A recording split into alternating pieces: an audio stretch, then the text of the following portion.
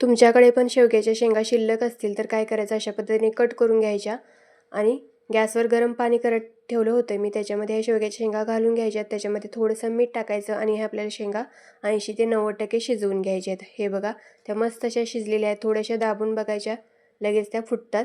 तर गॅस बंद करायचा.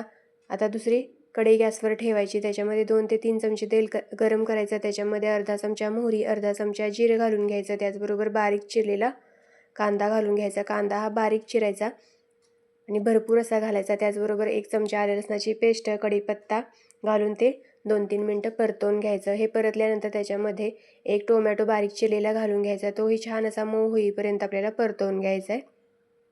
तो परतवून झाला की त्याच्यामध्ये पाव चमचा हळद, त्याचबरोबर चवीनुसार कांदा लसूण मसाला घालून घ्यायचा. मीठ आपण शेंगा शिजतानाच घातलेलं होतं, त्यामुळे लागलं तर मीठ तुम्ही नंतर घालू शकता.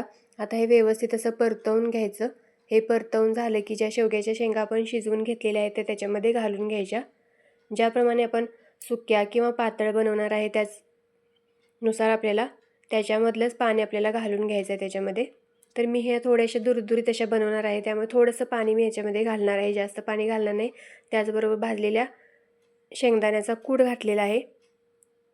भरपूर अशी कोथिंबीर घालायची. हे व्यवस्थित असं मिक्स करून घ्यायचं.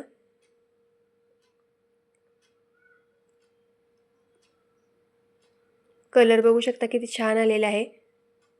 आता हे शेंगा पूर्णपणे शिजलेले आहेत. फक्त काय करायचं, एक त्याला वाफ आणायची. हे बघा, मस्त अशी शेवग्याची शेंग तयार आहे. शेवटी थोडीशी कोथिंबीर टाकायची. पुन्हा एकदा व्यवस्थित असं मिक्स करून घ्यायचं. तुम्ही पण या पद्धतीने शेवग्याची शेंग नक्की करून बघा. रेसिपी आवडली तर चॅनलला लाईक, शेअर आणि सबस्क्राईब नक्की करा. धन्यवाद.